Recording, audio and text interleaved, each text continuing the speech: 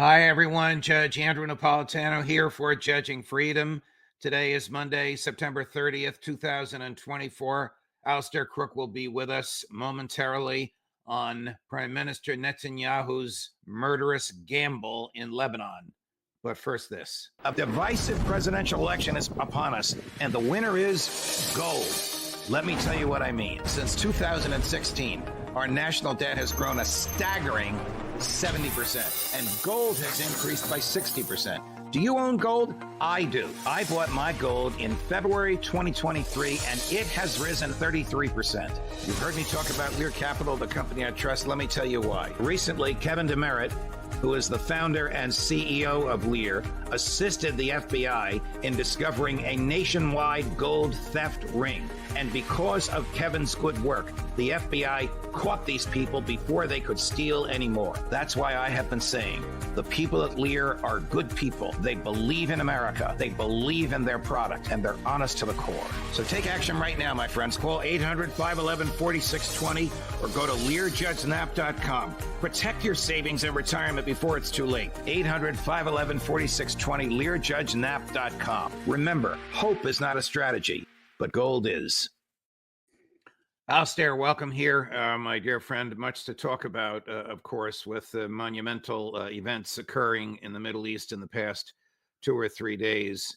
Israeli Prime Minister Benjamin Netanyahu, from an office in the United Nations, ordered the murder of a religious and political leader in another country with which Israel is not lawfully at war. How does this strike you? Well, everything is focused, first of all, on Hassan Nasrallah himself and his death, and also the effect on Hezbollah, which I'll come to in just a second. But I think it's really important to underline that Hassan Nasrallah is a symbol far beyond Lebanon. It's not just confined to the Israeli-Lebanese arena. There have been huge marches in Kashmir, in Pakistan, India, massive marches, as well as in the more usual places like Jordan and elsewhere, and in Iraq. Why? Because he was a symbol. He was a symbol for national liberation, for an end to colonialism. He was the symbol. He was, if you like, in a certain way, transcended it to an extent that he was an icon for all the world in terms of justice for the Palestinians, but an end to the process. He was like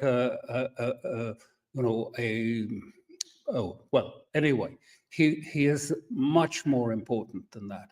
And of course, now the region is boiling, and this assassination has crystallized and brought to a head really something much bigger than just what's been happening in Lebanon. It's brought to a head this whole issue about the new order. We're in the midst of a transition from one world order to another world order. And at the moment, there's great celebrations going on in parts of America and Europe and in Israel that this is sort of defined the new era, and this is what will happen. But it's not going to be, it was such really an assault on common humanity. More than 1,000 Lebanese are dead as a result. There were 6 high-rise apartment buildings simply collapsed in that process of the assassination. There are 1 million, if you like, Lebanese displaced now because Israel is continuing the assault on Lebanon, continuing the assault on Beirut. People are moving. Many of them are sleeping out on the esplanade at the front of Beirut. And so he's something that has symbolized something more. This is about humanity and about the idea of an end to colonialism and the end to hegemony imposed on a people. So I think it's a very powerful, it's a very important moment beyond just Lebanon, what has happened. Very important for Hezbollah too. Is this going to unite the resistance against Israel? You mentioned India and Pakistan, as well as the usual places. And if it does unite the resistance, is it going to put pressure on governments like Jordan to do something? Yes, it's certainly going to do this. But, and there's a lot of celebratory noises coming out of various parts of the West at the moment that this is a new Western hegemony emerging. But as I say, we're at a transition in the world order, and we've seen a huge shift of support away from the West during this period and to BRICS. I mean, we're seeing the tectonic plates of the world are shifting. And I think it's very doubtful that the Western ruling strata can reestablish, if you like, a new hegemony on the basis of genocide and bombing of civilian areas and assassinations, which is the basis of it. It just is such an affront to all humanity that I can't see that they can lever up a new, if you like, hegemony on that basis. But of course, at the moment, they are full of excitement as what's happening and planning, and in Israel, planning a big extension of this to take it, if you like, into what they call the new regional order, the new Middle East order, as Netanyahu calls it. Tell us a little bit about Nasrallah. Was he just the face of Hezbollah? Was he just a spokesperson, or was he a substantial figure like Gandhi or Nelson Mandela? He was the latter. He was a substantial. This is why you have people in, as I say, in Kashmir and Pakistan and everyone on marches, because he had that charisma. He was, if you like, albeit in a militant way, he was a Gandhi. He was someone that created this huge charisma.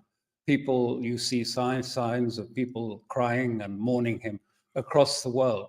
So he was something very much more than just the leader of Hezbollah, but he was also a military leader, and he was a teacher.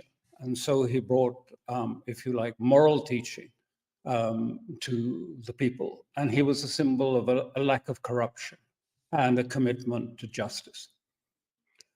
How deep does Mossad reach? I mean, does the fact that they knew where he was at a given moment mean that Mossad has infiltrated the highest ranks of Hezbollah? This is an open question at the moment. And this is something at the moment Hezbollah have shut down. They've gone dark. They've shut down communications. And they're having a big, if you like, post-mortem that is taking place. They have to have a post-mortem because, they've suffered a big reversal, a huge reversal in this period. So they have to, and they are doing this, to study the situation, reconnecting what was severed at the command and control level, and also to identify the penetration, where it came from. Now, there are lots of sort of theories about the penetration. I personally, from my own experience, would say that it was a human penetration, because it was at such a high level to know the meeting that Hassan Nasrallah was about to attend, to know that he was going to move to it, to give the signal to Israel, to pass it on to Netanyahu at the UN, to give the order for 83 2,000-pound bombs to be dropped on these 6 high-rise buildings, layer by layer, going deeper and deeper. And of course, it's a huge setback. But Hezbollah have now filled all the appointments. There is a new Secretary General, Hashem Safieddin, who will be, I think, will take over and move into the role that the Sayed had. He also is a Sayed. He's got a black turban, which means he has a sort of religious spirituality. And he has 2 other important qualifications. He's a cousin of Seyedhassan, and therefore has been groomed over these years and prepared for this role. And also, he is by family. I thought it was, in fact, he's not his father-in-law, but his son. Safieddin's son is married to the daughter of Qasem Soleimani, the famous Iranian general that was assassinated by Trump some years ago. And so he is very much thought to be much more, if you like, radical than the predecessor. And don't forget, this is Hassan Nasrallah arrived in the same way. Abbas Musawi was the Secretary General. He was assassinated by the Israelis. And then Hassan Nasrallah took over from him and has been the head of Hezbollah for 30 years nearly. Have the recent assassinations and bombings in southern Lebanon degraded the military effectiveness of Hezbollah? Well, the proof of the pudding is when we actually finally see it, but I don't think so. And I'm pretty sure it hasn't. Because, none of those, the people in that room were all, the senior guard. There was clearly a mistake, some bad mistake made by Hezbollah there. I mean, first of all, such a big grouping of their senior persons was unwise. And I suspect one of the things that the post-mortem will throw up is something that has happened so often. People become sloppy with their communication security. I mean, anyone who's tried to persuade a minister to use an enciphered telephone will know what I'm talking about. They can't be bothered. They just go on Claire and they use the phone wrongly. It's a chronic problem all the time to maintain that security. They're going to have to investigate that, put it right. But I just want to emphasize that the optic communications are not affected by this at all. The main optic communications into southern Lebanon, the military communications, are not affected by that. They are, one of the reasons for this is that with optic communications, any loss of data, if you like, anyone intervening in your communication system becomes immediately evident, and you can go and find out exactly what is happening. And this is it's only, it's controlled entirely by Hezbollah. And furthermore, it's quite extensive. I just want to make clear that there are two sets of tunnels in Lebanon, in the hills. I'm talking about South Lebanon, right down the south, not in Beirut. In the south, there are two levels. One is the very, very deep level of, if you like, the missile cities, as they call it, Imad cities, where the missiles are stored, where they're fired from in many cases, and fired remotely from there. Then the whole of the hillside, the scraggy, very diverse hillside of South Lebanon, is like a Swiss cheese, punctuated by holes and tunnels, so that Hezbollah can simply pop up underneath, behind, wherever Israel is not expecting it. During 2006, they had one of these tunnels within 50 meters of an Israeli observation post and 60 meters of the UN observation post, and no one knew it was there until after the war. So these tunnels are there, the weapons are there, there's been no real degradation. There's been almost no degradation of the main missile system. So the military capability is intact. And as I say, they are very clear. There is a new Secretary General who's taken command already and is operating. And every post that was lost in that attack on Friday has been replaced. Because as I mentioned before, Hezbollah have a practice of grooming and preparing a substitute for every senior person in the organization. So the military part of it is intact. Of course, they are going through a process of, first of all, looking at how the senior command was so penetrated that they were all killed in this explosion on Friday. But they're also regrouping and thinking, what are our tactics? And of course, whereas there's been considerable criticism for the mistakes, in war, you always have ups and downs. And what you have to do in war is when you have a big setback like this, you have to look at the reasons, you have to examine your tactics, your aims, your objectives, what help you can get from others to prepare for it. We've seen the same thing happening with Russia in Ukraine. Sometimes things have not gone so well for Russia in Ukraine. And they've actually come back, and there's been a change in the military leadership in Russia, quite a substantial change to bring sort of younger, fresher people more committed to Russia into the leadership. That's what's happening at the moment in Hezbollah. They're going through that process now. But I just want to add, because there's another element to it which is really important and completely missed, I think, mostly in the reporting, is there's a lot of criticism of Hezbollah and the mistakes made, yes, but there's criticism and eruction elsewhere. There is criticism of Iran. There is a criticism that particularly a certain group in Iran, gathered around, mostly around Zarif and Khatami, the reformist, if you like, group that won the election with Pezeshkian. And Pezeshkian has had to make a great apology.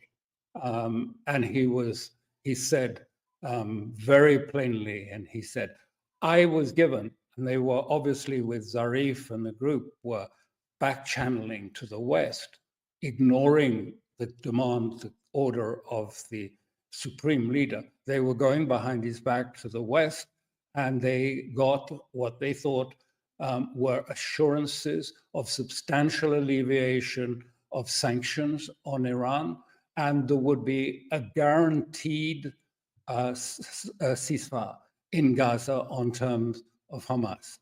And Pezeshkian laid this out, and he said, they lied. It was totally untrue. None of it came true. Is the they this is the produced Americans? Is the they and they lied the Americans, the West, or the Israelis? Europe and America, but principally America, because they're the ones that can talk about and have talked about ceasefire. And this is very, very important in the sense, in the debate that's going on, not only in Hezbollah, but going on in Iran too, because there's a great paradox, that faces, powers like Russia, like Iran and China, that often, you're concerned, if you like, not to escalate, not to, if you like, be too proactive in case it leads to war. Right. But then the converse of this dilemma is if you're not at all proactive, then you get war anyway. You get escalation, and then you end up in a war. And this is what is being said. And so there have been very tough demonstrations held against outside of the National Security Council in Tehran against Pezeshkian and against this element who've always been trying to moderate. And they say, look, we were asked by the West not to react after the 1st of April, that is the killing of a general in Syria. We didn't react to that, except we did it in a very controlled way. And what happened? That was then presented in the West as a great failure by Iran, because Israel claims it just shot down 99% of all the missiles and drones that were fired. So it appears to have been an Iranian failure. Then it goes back really to the time of the killing of Qasem Soleimani. Iran has pulled its punches, and the protesters and the people in Iran are saying to the government there, and saying, you've really messed us up, because what you have done is you've not made us more secure and not being clever in sort of trying to manage it. You've got nothing. You were lied to by the Americans. And what has happened is now we have Israel actually threatening assassinations in Iran. That's what you brought around. And so we have to have a very deep thinking about where we go now. And I think that deep thinking is likely to lead to some forms of reaction. That's what the Supreme Leader ordered. That's what he wanted. And that was undermined by this group around Zarif, who are always in New York and elsewhere, saying, well, we're staying out of it, aren't we clever? We're trying to be sort of careful. Well, they thought they had all these, and Pezeshkian went on television and he just said, look, I've been lied to. Nothing happened at all. And we've lost the chance to restore our honor by retaliating for the death of Ismail Haniyeh. at the time of the inauguration. Here's what I'm hearing from you, that the pressure on the resistance to respond and respond dramatically is very strong, and it may be overwhelming. And Netanyahu may have overplayed his hand. Yes, because I think, and it's also, by the way, happening in Russia. I mean, the television programs in Russia are arguing the same case. That yes, being careful and being cautious and risk averse to avoid a war, that's fine. But you weren't dealing with an adult. You were dealing with a genocidal maniac who has been killing people all across Lebanon and the West Bank and Gaza. You haven't been dealing with someone that respected what you say or whom you could deal with it. Instead of which, they're now trying to, if you like, mount a new order for the Middle East, a new order that would be, if you like, a Hebraic hegemony across the entire region with the defeat of Iran as its principal aim. So everything is coming back to this. And they're saying, sometimes you may try not to get involved in a wider war, but the war comes to you. If you do, it will come anyway. Is it even if you try and avoid it? Is it your view that if Iran directly attacks Israel, that the United States will attack Iran? Look, I don't think, this debate is going on in Iran now, and it's heated. As I say, there are demonstrations outside the security forces calling for Pezeshkian and his team to go, and in very coarse language, telling them to get out and go. And but there are other things. For example, the Iranians were thinking about putting volunteers into Lebanon and along the border. But there's no reason why they couldn't, for example, and I don't know that this is even under real consideration, but I'm just offering it as an example that there are alternatives. They could put Lebanese forces with the permission of the government of Lebanon to support the border in the south with Israel. And that would certainly make a change. This would be a game changer for Netanyahu's plans for an incursion into South Lebanon. And his plans keep expanding because, as the party goes on in Lebanon and parts of Europe, about this is a new era, a new world, we're going to move, and a new hegemony taking shape. The demands are growing. Now they want to put a new government into Lebanon that is the proxy for Israel. They're talking about taking over Lebanon and finding a sort of compliant, passive government that can get rid of Hezbollah, remove it, put a sort of sanitized army down to the south. And they're talking about changing the whole region in this way. And of course, it's ongoing in Gaza and it's ongoing in the West Bank.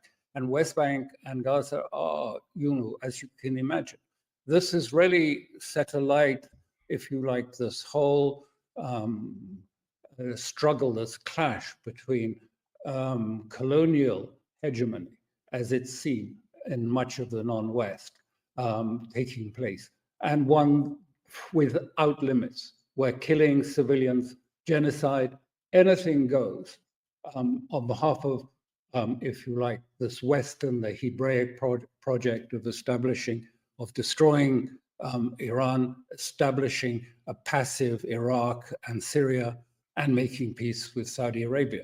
Of course, it is a fantasy, and they'll have to come down from it when they find that as they go into Lebanon, things don't work out quite as they expected.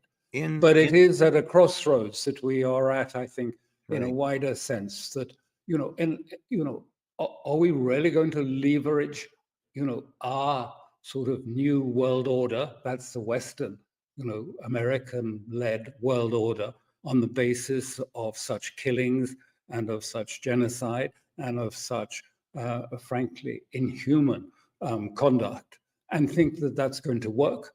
I don't think it's going to work at all. For the moment, the killings continue, the missiles are with the West. The West has the money, it has the military forces, it has the upper hand, but it's already in decline. And although that is why we're having this tectonic shift and people are moving away and supporting increasingly Russia and China. But we're twixt the two at the moment. Between these two orders, neither has come into being yet. But it looks as if we could well end up with an escalation in the region. This could get out of control if, Israel is, Israel is out of control at the moment. It's just planning, all to sort of take down Lebanon to start with, and then it might do Iraq or Iran, which is their objective. Well, when we go down that route, we will be in a situation of great turmoil. In the meantime, what is going on in Gaza?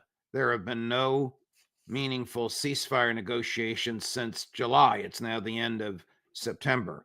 Does anyone believe that Netanyahu's government ever wanted ceasefire? B, what is the status of the Palestinian people in Gaza as we speak? It's no change. The Israelis have just announced, nothing has changed, but they've announced it's over. And actually, they don't talk about it anymore. It stopped being discussed. I think really Sinwar hasn't been heard from for some time. And I don't know the reason for that.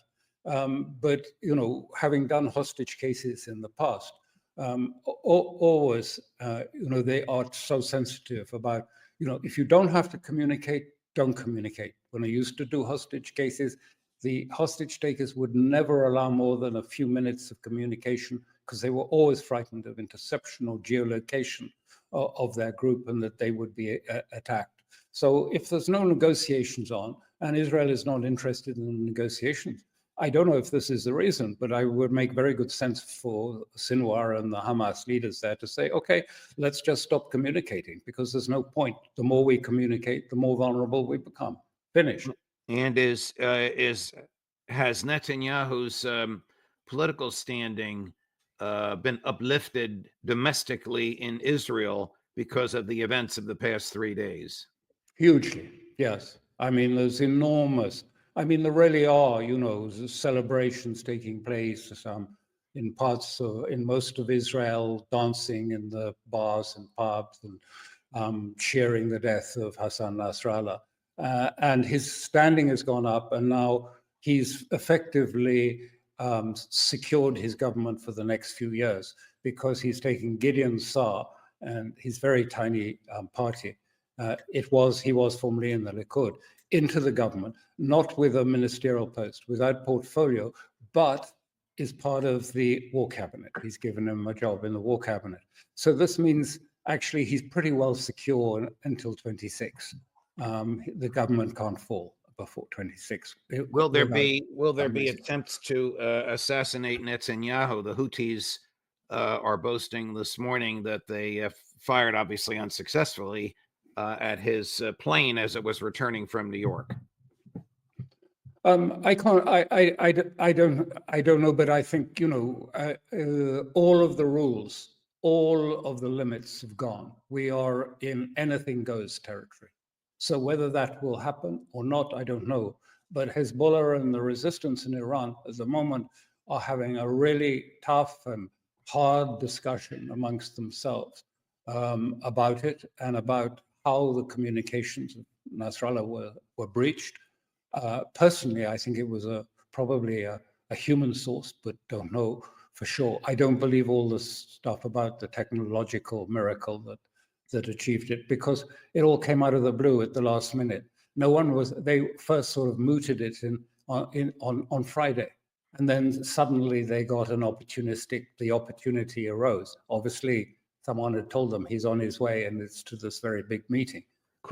Technical material won't give you that sort of information. A human source is necessary. Alistair, could this have happened? The assassination of Nasrallah using a tremendous amount of force, several 2,000-pound bombs, without the knowledge. Say again. 86 2,000-pound. Oh, good Lord! Could this have happened without the knowledge and consent of MI6 and CIA? You're asking the question that I think they've been deeply involved in the intelligence operation They've been deeply, there were 2 AWACS off Beirut at the time of the explosions with their transponders off. After a few minutes, they then put their transponders back on and flew off. I can't tell you what, we know that they're giving them intelligence support, just as in Ukraine. They give to the Ukrainians intelligence support. That's obvious. I'm sure this is closely coordinated between Israel and its allies. I don't know that particular operation, because it seemed to have come so quickly. I mean, literally, obviously, they got intelligence at short notice. They called up Netanyahu, and he did it from the UN office on the spot and said, okay, go for it.